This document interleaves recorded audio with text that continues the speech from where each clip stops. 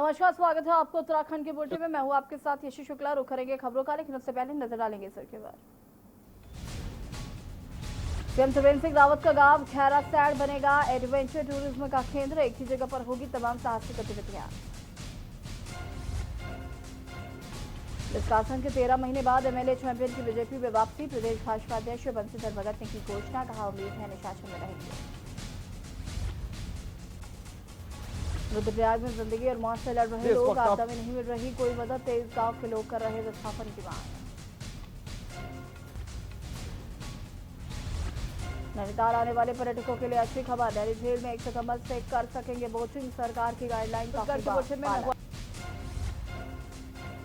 Rishikesh Badrinath highway पर भूस्खलन की चपेट में आई जेसीबी और पोकलन मशीन, 3 की मौत।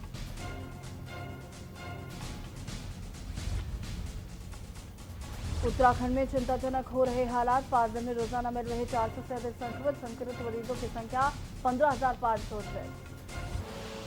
आप देख रहे हैं की न्यूज। कबीर मठ के प्रशासनिक अधिकारी को बढ़ेंगे खबरों में। उत्तराखंड में कोरोना वायरस के कारण हुए लॉकडाउन के कारण बड़ी बेरोजगारी को कम करने के लिए अब राज्य सरकार रोजगार की नई योजनाएं शुरू कर रही है। इसी के मद्देनजर उत्तराखंड की बीजेपी सरकार ने रोजगार के अवसर पैदा करने के लिए राज्य में मुख्यमंत्री सोलर स्वरोजगार योजना शुरू की। मुख्यमंत्री त्रिवेंद्र सिंह रावत ने बताया कि राज्य में सरकार ने लोगों को रोजगार देने के लिए मुख्यमंत्री सोलर स्वरोजगार योजना शुरू की है। इस योजना के तहत सोलर पैनल के माध्यम से लोग अपने घरों में बिजली बना सकते हैं।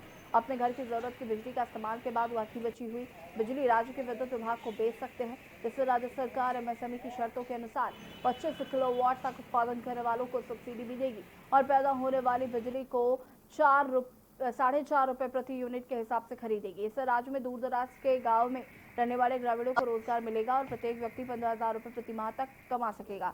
मुख्यमंत्री ने बताया कि राज्य में योजना का लाभ कम से कम 10,000 लोगों को मिलेगा और उनकी रोजगार की समस्या दूर हो सकेगी।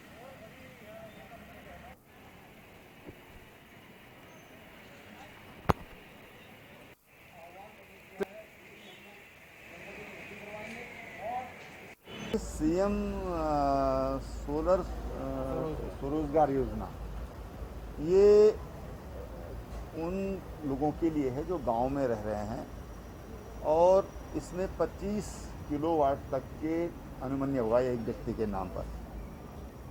और वो जो हमारे एमएसएमई की जो गाइडलाइंस हैं उसके आधार पर उनको सब्सिडी भी मिलेगी और उनकी जो बिजली वो पैदा होगी वो गवर्नमेंट खरीदेगी। गवर्नमेंट के साथ उनका पीपीए होगा और जैसे अन्य विद्युत उत्पादकों के साथ शर्तें होती हैं, इसमें थोड़ा सा हमने किया कि हमने 4.5 रुपया यूनिट देने का निश्चय किया है। समाज चुकी है ग्रामीण। इसमें 15,000 रुपये के लगभग महीना उनको कमाई हो जाएगी। इस ढंग से हमने 10,000 लोग कम से कम इससे रोजगार पाएंगे। भाजपा के खानपुर विधायक कुंवर प्रणव चैंपियन अक्सर सुर्खियों में रहते हैं, जिस कारण उन्हें पार्टी ने 1 साल पहले 6 साल के लिए निष्कासित भी किया था।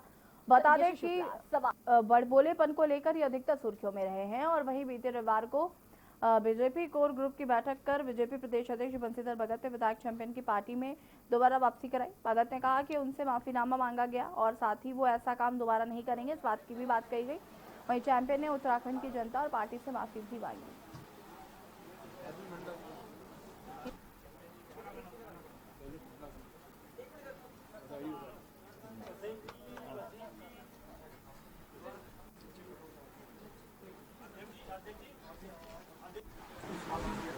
कोई जब गलती करता है तो उसको गलती का एहसास कराना पड़ता है। गलती हुई, उसका एहसास कराया गया कि भारतीय जनता पार्टी में अनुशासनहीनता स्वीकार नहीं है। आपने गलत किया इसलिए निष्कासित। 1 वर्ष तक पूरी शालीनता के साथ रहने के बाद, लिखित क्षमा याचना करने के बाद, खेद व्यक्त करने के बाद, वर्बली कल बहुत शालीनता से अपनी बात उन्होंने रखी और बहुत ही खेद व्यक्त किया कि जो भी गलतियां हुई इसका हम खेद व्यक्त करते हैं, इसलिए अब वापस। छोटा साथी होने के नाते जनप्रतिनिधि तो बात की बात है। सबसे पहले तो मैं पार्टी का सेवक हूं, मुझसे गलतियां हुई और इस 13 माह के कार्यकाल में मैंने पार्टी की नीति को पूरा पालन किया। दिसंबर में जिला पंचायत का चुनाव हुआ, हमने भारतीय जनता पार्टी के लिए कार्य किया। मेरी धर्मपत्नी जिला पंचायत सदस्य हैं, उनकी वोट और सदस्यों की वोट दिलवा करके पहली बार हरिद्वार में भारतीय जनता पार्टी का अध्यक्ष निर्वाचित। पिछले वर्ष आदरणीय बंधुओं का वीडियो वायरल किया गया था, जिसमें मुझे दिखाया गया था अपने प्रदेश के लिए अपशब्द व्यक्त करते हुए। मैंने तभी खेद व्यक्त किया था।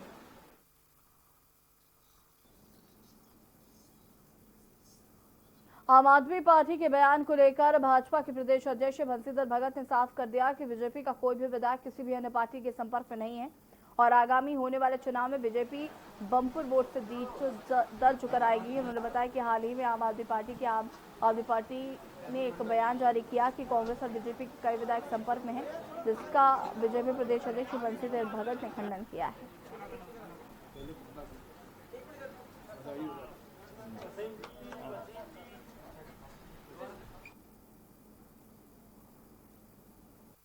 कोई विधायक हमारा किसी के संपर्क में नहीं है, कहने को किसी का मुंह नहीं रोका जा सकता। भारतीय जनता पार्टी के साथ जनता है।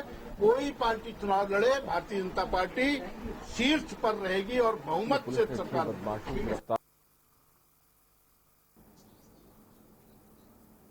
देश में लगे लॉकडाउन के बाद 5 बार से रोजी रोटी का संकट झेल रहे नाव चालकों के लिए राहत भरी खबर आई है। नगर में पर्यटकों की आवाजाही को देखते हुए पालिका ने नैनी झील में 1 सितंबर से नौकायन की अनुमति दे दी। आपको बता दें कि कोरोना संक्रमण की रोकथाम को घोषित लॉकडाउन के बाद से थमा जनजीवन अनलॉक में सामान्य होने लगा है। 1 सितंबर से झील में नौकायन बंद होने से 5 माह से आर्थिक संकट झेल रहे नाव चालक समिति सदस्यों ने पालिका अध्यक्ष सचिन नेगी, ईओ अशोक वर्मा से संचालन को लेकर वार्ता की। पालिका अध्यक्ष सचिन नेगी ने बताया कि 1 सितंबर से नौकायन की अनुमति दे दी गई है। शारीरिक दूरी और गाइडलाइन का अनुपालन करते हुए नौकाओं का संचालन किया जा सकेगा। वहीं नैनी झील में 222 चप्पू जबकि 90 पैडल बोट का संचालन होता है। इन नावों के संचालन से करीब 600 लोगों की रोजी रोटी जुड़ी हुई है। खबर इस पर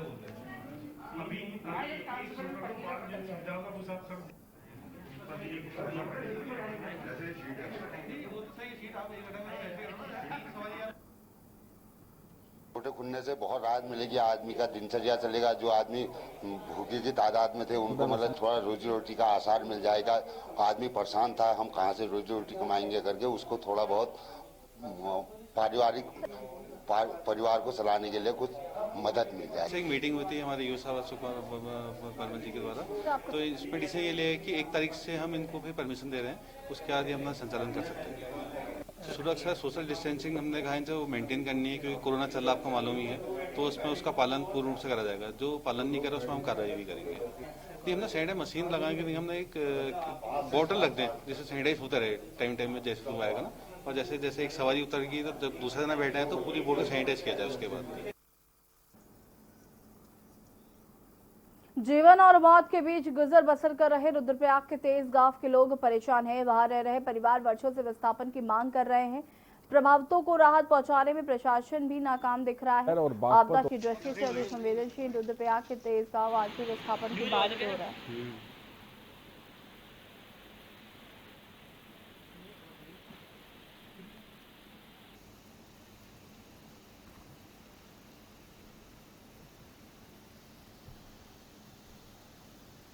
वर्तमान में विभिन्न गांवों में 7 टेंट हम लोगों ने लगाए हैं, जिनमें से ज्यादातर हमारे उशाड़ा के तालातोक में लगाए गए हैं। पहली प्राथमिकता ये रहती है कि यदि किसी का भवन क्षतिग्रस्त होता है और उसको विस्थापित किया जाना होता है तो उसको सरकारी कोई बिल्डिंग, सार्वजनिक परिसंपत्ति है, स्कूल, आंगनबाड़ी इत्यादि के भवनों में विस्थापित किया जाता है। जहाँ इस प्रकार की सरकारी संपत्तियाँ अवेलेबल नहीं होती हैं वहाँ पर टेंट इत्यादि की व्यवस्था की जाती है।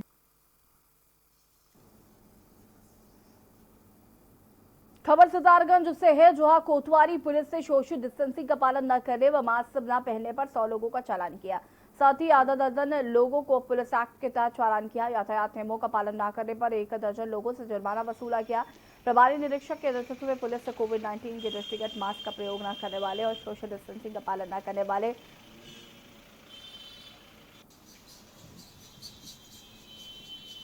100 व्यक्तियों का चालान शुल्क वसूला। यातायात नियमों का पालन न करने वाले वाहन चालकों के विरुद्ध एनडी एक्ट के तहत 12 वाहनों का चालान कर संयोजन शुल्क 5000 रुपये वसूल किया गया। बताया गया कि अभियान आगे भी जारी रहेगा।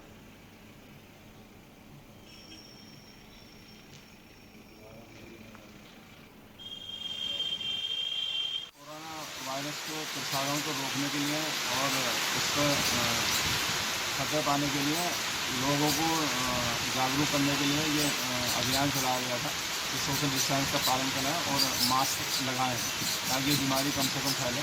उसके अभियान के तहत 100 चालान जो है सोशल डिस्टेंस और मास्क पे किए गए, बिना मास्क के किए गए। और NDF के भी उसमें जिन्होंने उल्लंघन किया उनके चालान किए गए 14 चालान, और 8 चालान जो है 81 पुलिस एक्ट में किए गए हैं। और आगे भी ये अभियान जारी रहेगा। उत्तराखंड पुलिस विभाग से शर्मसार कर देने वाली घटना सामने आई। देहरादून के एक पुलिसकर्मी पर 12 साल की बच्ची के साथ दुष्कर्म करने का आरोप है। वहीं आरोपी पुलिसकर्मी को पॉक्सो एक्ट की धारा में गिरफ्तार कर जेल भेज दिया गया। बता दें कि कोतवाली क्षेत्र के अंतर्गत आने वाले सचिवालय के पास सरकारी क्वार्टर में 12 साल की बच्ची अपने माँ बाप के साथ रहती थी, जिसके साथ पड़ोस में रहने वाले पुलिसकर्मी ने दुष्कर्म की घटना को अंजाम दिया।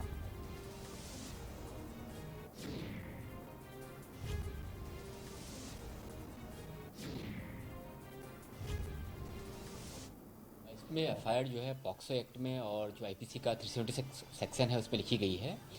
जो एक्यूज्ड है उसके हमने अरेस्टिंग कर ली है और उसके खिलाफ जो विभागीय कार्रवाई है वो भी हम लोग कर रहे हैं। तो इसमें जो भी लीगल कार्रवाई है वो इंडिपेंडेंटली चल रही है और साथ ही डिपार्टमेंटल कार्रवाई जो है वो भी अपने स्तर से स्टार्ट हो रही है।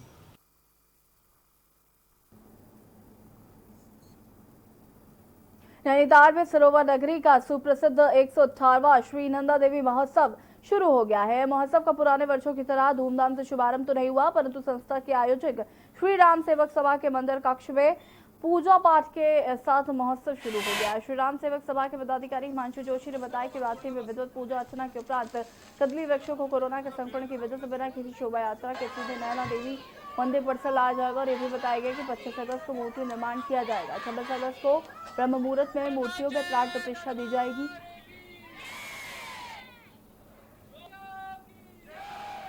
फिर 2 दिनों तक पूजा अर्चना के बाद मूर्तियों को नैनी झील में विसर्जित किया जाएगा।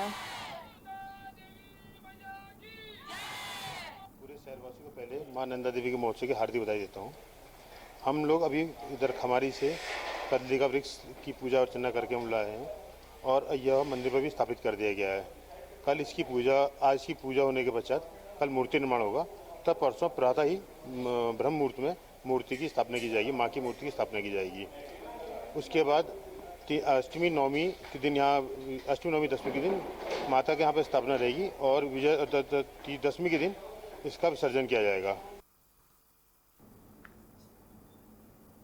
कोरोना महामारी शुरू होने के बाद लगे लॉकडाउन में प्रशासन के द्वारा पर्यटक आवास गृह चौकोड़ी के स्थानांतरण क्वारंटाइन सेंटर बनाया गया। मार्च में लेकर आज तक 500 लोगों को यहां पर प्रशासन के द्वारा क्वारंटाइन किया जा चुका है। यहां पर क्वारंटाइन में रह रहे लोगों की सेवा के लिए पर्यटक आवास गृह के प्रबंधक दीपक पंत सहित पूरा स्टाफ दिन रात सेवा में लगा रहने के साथ ही क्वारंटाइन में रह रहे लोगों को मनोरंजन सहित यहाँ पर उनके पढ़ने के लिए किताबें, समय समय सामान्य ज्ञान की प्रतियोगिता सहित कई कार्यक्रम का भी आयोजन किया जा रहा है। यहाँ से घरों में जाने से पहले उन्हें सामाजिक दूरी बनाने, मास्क पहनने और कोरोना के प्रति जागरूक भी किया जा रहा है। यहाँ पर रह रहे लोगों के द्वारा भी पर्यटक आवास गृह के प्रबंधक सहित पूरे स्टाफ की सराहना करते हुए बताया, दिन और रात किसी भी समय ये सेवा के लिए मौजूद रहते हैं। पिछले दिनों यहाँ पर जिलाधिकारी और उप जिलाधिकारी ने पर्यटक आवास गृह के कर्मचारियों के कार्य की सराहना की थी।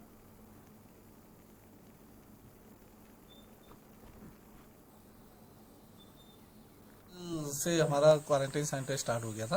अप्रैल से प्रवासियों का आना और लोकल आदमियों का आना यहाँ शुरू हो चुका था। उनको हमारे द्वारा हर चीज़ की गाइडलाइन दी जाती है। उनके रहने खाने रूम क्लीनिंग की व्यवस्थाएं की जाती है। उनके जाते समय उनको हर प्रकार की गाइडलाइन दी जाती है कि आपको 7 दिन तक घर में किस प्रकार रहना है, अकेले ही रहना है, मास्क पहने रहना है, हर प्रकार की उनको हम गाइडलाइन देते हैं। रुड़की की गंगनहर कोतवाली पुलिस और ड्रग विभाग की टीम ने एक दवा फैक्ट्री पर छापामार कार्रवाई की, जिसमें अवैध रूप से चल रही नामी कंपनियों की करोड़ों रुपए की नकली दवाइयां और 4.5 लाख रुपए की नकदी ड्रग विभाग और पुलिस ने बरामद की। इसमें देहात किशोर सिंह ने खुलासा करते हुए बताया कि यह कंपनी पिछले लंबे समय से नामी कंपनियों के नाम से नकली दवाई तैयार कर रही थी और दवाइयां बेच रही थी। देर रात तक चली कार्रवाई में पकड़े गए 2 अभियुक्त सरदना मेरठ के निवासी थे, जो उत्तराखंड के रुड़की में रहकर दवाइयां तैयार कर रहे थे। पुलिस के मुताबिक पकड़ी गई कंपनी में जिपियो और टोरेंटो कंपनी के नाम से तैयार की जा रही थी। गंगनहर कोतवाली पुलिस ने गंभीर धाराओं में केस दर्ज कर लिया। सालियार गंगनहर कोतवाली क्षेत्रांतर्गत एक फैक्ट्री का संचालन किया जा रहा है और वहां पर देश के विभिन्न हिस्सों की प्रतिष्ठित कंपनियों के प्रोडक्ट्स, नकली दवाइयां बनाई जा रही हैं, उनकी मैन्युफैक्चरिंग भी की जा रही है और उनकी नकली पैकेजिंग से लेकर सब कुछ किया जा रहा है। इस सूचना पर ड्रग इंस्पेक्टर को साथ लेकर उसका थान के तलाशी ली गई तो मौके से परवीन त्यागी और कपिल त्यागी जो उसका साथी है, ये दोनों सरधना मेरठ के रहने वाले हैं, के द्वारा VR फार्मा के नाम से एक फैक्ट्री का संचालन करना पाया गया। डोईवाला विधानसभा में सबसे ज्यादा विकास के काम देखने को मिल रहे हैं, लेकिन इसी विधानसभा में पड़ने वाला पहाड़ी क्षेत्र भोगपुर थानों और इससे जुड़े तमाम गांव, जहां आज भी तमाम समस्याएं हैं। डोईवाला विधानसभा का हिस्सा है पहाड़ी क्षेत्र की ग्राम पंचायत सनगांव सिंगवाल गांव और नाही किला गांव ग्राम पंचायत, जहां इस क्षेत्र में आजादी के बाद से आज तक सड़क नहीं पहुंची। 11 किलोमीटर दूरी की सड़क अगर बन जाए तो इस क्षेत्र के 3 गांवों को विकास के पंख लग सकते हैं, लेकिन वन विभाग ऐसे गांव को सड़क नहीं दे पा रहे हैं। देखिए रिपोर्ट।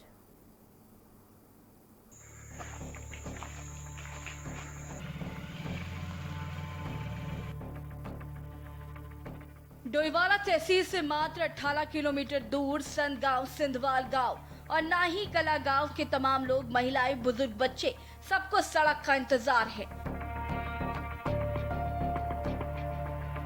डोईवाला विधानसभा का पहाड़ी क्षेत्र होने के कारण बरसात के दिनों में 3 गांव की समस्या 4 गुनी हो जाती है। बीमार व्यक्ति या महिलाओं को कुर्सी में बांधकर कंधों पर ले जाते हैं, तो क्या डोईवाला विधानसभा के VVIP होने का खामियाजा भुगत रहे हैं? पहाड़ी क्षेत्र के गांव, क्योंकि 74 साल के लंबे इंतजार के बाद भी तीनों गांव को जोड़ने वाली 11 किलोमीटर की सड़क आज तक नहीं बनी। हालांकि लोक निर्माण विभाग ने बताया कि फॉरेस्ट क्लियरेंस न मिलने के कारण इस सड़क का निर्माण कार्य अटका हुआ है, जबकि सड़क का सर्वे पूर्व में हो चुका है। समस्या है, सबसे पहले तो रोड है, फिर हॉस्पिटल का समस्या तो है ही है। सबसे पहले तो मैं चाहती हूँ कि जब तक मैं जिंदा रहूँ रोड बन जाओ, क्योंकि जब से मैं आई शादी करके तब से मैंने जितने भी नेता आते हैं उन्हें कहा मैंने कि ना हमें कोई बहू दे रहा, ना हमारी बेटी मांग रहा कोई। यदि सड़क हो जाए तो हम लोगों के आने वाली पीढ़ी का कुछ भविष्य का कुछ सुधार हो जाए।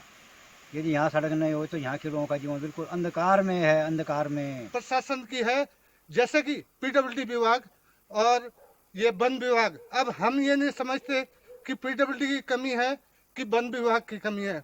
हमारी सरकार बहुत काम कर रही है, मुख्यमंत्री जी समय समय पे हर एक को निर्देश दे रहे हैं, लेकिन कर्मचारी जो है अधिकारी वो कोई मानने को राजी नहीं है। यहाँ पे बहुत समस्या है, हमारे सड़कों की बहुत दुर्दशा है। यहाँ पे इतनी सड़कें ऐसी हो गई हैं कि हमारे यहाँ पे ना तो आने जाने का कोई साधन है, ना ही कोई। अब यहाँ पे देख लीजिए आप, बिल्कुल हमारे यहाँ पे ऐसे लोग बिल्कुल नहीं रह गए हैं। हम चाहते हैं जल्द से जल्द सड़कों में कार्य शुरू हो, जल्द से जल्द हमारे सड़क बनेगी तो समस्या दूर हो जाएंगी सारी। जी बिल्कुल, बहुत बढ़िया हो जाएगा। हमारे यहाँ पर लड़कियों को भी बहुत दिक्कत होती है। सनगांव नाही कला मोटर मार्ग के निर्माण के लिए क्षेत्र के गांव के हजारों लोगों ने लंबा संघर्ष किया, तमाम नेताओं से मुलाकात की, अधिकारियों से मुलाकात की, लेकिन आज तक सड़क की समस्या जस की तस बनी हुई है। सड़क न बनने के कारण गांव की बेटियां और बेटों के रिश्ते भी नहीं हो पा रहे हैं। शासन प्रशासन को चाहिए कि तत्काल इस सड़क विहीन इस क्षेत्र की सुध ले और गांव को विकास से जोड़े, ताकि यहां के बुजुर्गों का लंबा संघर्ष और पथराई आंखों का सपना पूरा हो सके। डोईवाला से के न्यूज के लिए राजकुमार अग्रवाल की रिपोर्ट।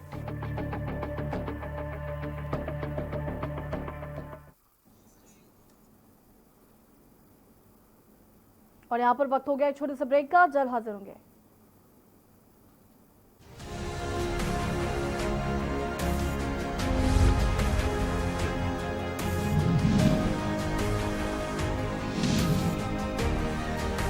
देखने को मिला है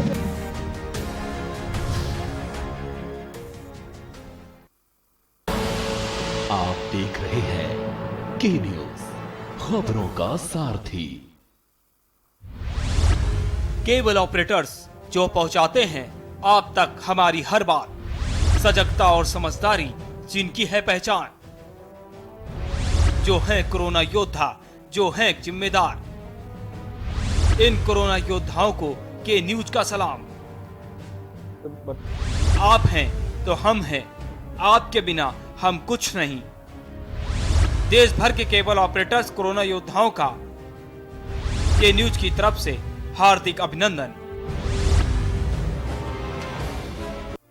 कोरोना संकट काल में के न्यूज इंडिया की देशवासियों से अपील है कि हम जाति धर्म को भूलकर कोरोना को हराने में एक साथ खड़े हों। जरूरतमंदों की मदद करें। कोरोना के खिलाफ जंग में हम अपना योगदान दें। हम सब मिलकर लड़ेंगे और मिलकर जीतेंगे। आप देख रहे हैं के न्यूज, खबरों का साथ।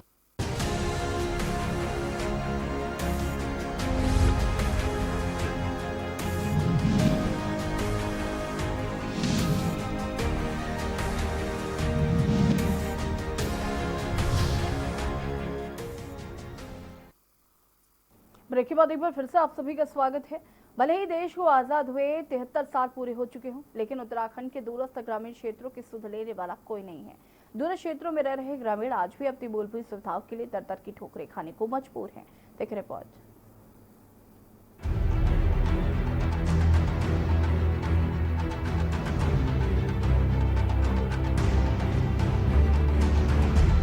भले ही देश को आजाद हुए 73 साल पूरे हो चुके हैं, लेकिन उत्तराखंड के दूरस्थ ग्रामीण क्षेत्रों की सुध लेने वाला कोई नहीं है। दूरस्थ क्षेत्रों में रह रहे ग्रामीण आज भी अपनी मूलभूत सुविधाओं के लिए दर की ठोकरें खाने को मजबूर है। ऐसा ही एक गांव है नैनीताल जिले के अधौड़ा ग्राम सभा का सोनखमारी गांव, जहां आजादी के 73 साल बाद भी लोगों के लिए गांव में सड़क आना सपना बनकर रह गई है। गांव के बुजुर्ग बताते हैं उन्हें अपनी छोटी छोटी जरूरतों को पूरा करने और खेतों में उत्पादित फल सब्जियों को मंडियों तक पहुंचाने के लिए खच्चरों के सहारे हर रोज करीब 10 किलोमीटर पैदल सफर तय कर मोटर मार्ग जाना पड़ता है, जिसके बाद ग्रामीण गाड़ी के द्वारा 12 किलोमीटर दूर नैनीताल पहुंचते हैं। सड़क न होने से स्कूली बच्चों सहित स्वास्थ्य सुविधाओं के लिए जिला मुख्यालय नैनीताल का रुख करना पड़ता है। और वहीं अगर किसी बुजुर्ग या गर्भवती महिला को कोई दिक्कत होती है तो डोलियों के माध्यम से जंगल भरे पहाड़ी रास्तों में जान हथेली में लेकर मुख्य मार्ग तक पहुंचाया जाता है। कभी कभी तो आलम ये रहता है कि मरीज रास्ते में ही दम तोड़ देता है। होने के कारण हमारे छोटे छोटे बच्चे हैं, कभी बीमार भी पड़ जाते हैं। तो यहाँ से बगड़ 7 किलोमीटर की दूरी पर है, वहाँ हम अकेले नहीं जा पाते। 3-4 बजे से हमें उड़ना पड़ता है। 2 बजे से हम घर का काम करके जाते हैं रात को, और फिर भी यहाँ से हमको गाड़ी कभी मिलती है कभी नहीं मिलती है। हम अकेले जा भी नहीं जाते हैं। कभी कोई घर में हो या न हो, रात या आधी रात को किसी को बुखार भी आ जाता है तो उसको ले जाने में परेशानी होती है। बहुत बड़ी समस्या है रोड की, और ज़्यादातर देखा जाए तो सबसे बड़ी समस्या आज मंडी तक जाने की हमें है, क्योंकि हमें आज भी 10 किलोमीटर पैदल अपने उत्पादित जो कच्चा सामान है उसे लेकर आज हमें पैदल गाड़ी स्टॉप तक जाना पड़ता है। जैसे कि नीचे को देखा जाए देचौरी और ऊपर बगड़ जो हमारा गाड़ी स्टॉप है वहाँ तक हमें जाना पड़ता है, और बड़ी दिक्कतों का सामना हमें करना पड़ता है। वहीं गांव के बुजुर्ग ग्रामीण नारायण सिंह मेहरा बताते हैं कि कंसर्न तो करता है ये रोड, और उधर जैसे कि जेचोरी पंगोड़े रोड अगर मार्ग बन जाएगा, यहाँ के हर व्यक्ति हर पैसेंजर को इसमें सुविधा होगी। सेना की भी सुविधा है, पहले पैदल मार्ग इसी रोड से होता था, हमने खुद देखा है। वहीं सड़क निर्माण को लेकर स्थानीय लोग कई बार विधायक समेत मंत्रियों से मिल चुके हैं, मगर आज तक ग्रामीणों की समस्या का समाधान नहीं हुआ। देखिए, पंगोट देचौरी जो मार्ग का आप जिक्र कर रहे हैं, 2006 में जब मैं इसी क्षेत्र से विधायक था, जनप्रतिनिधि था, उस वक्त यह मार्ग स्वीकृत हुआ था। और मैं आपके माध्यम से आप लोगों के चैनल के माध्यम से कहना चाहता हूं कि पंगोट देचौरी मार्ग में जो बाधाएं थी, जिस तरह से फॉरेस्ट क्लियरेंस में वन आपत्तियां थी, उसको हमने निस्तारण कर दिया गया है। और जो वृक्ष हैं उनको भी हमने धनराशि अवमुक्त कर दी है, पेड़ों का कटान प्रारंभ हो गया है और जल्द ही इसमें निर्माण कार्य प्रारंभ हो जाएगा। टेंडर हो चुके हैं। बहरहाल अभी सड़क को लेकर ग्रामीण तरस रहे हैं। अब ऐसे में देखना होगा आखिर कब गाँव वालों को सहूलियत मिलेगी। नैनीताल से के न्यूज के लिए कांतपाल की रिपोर्ट।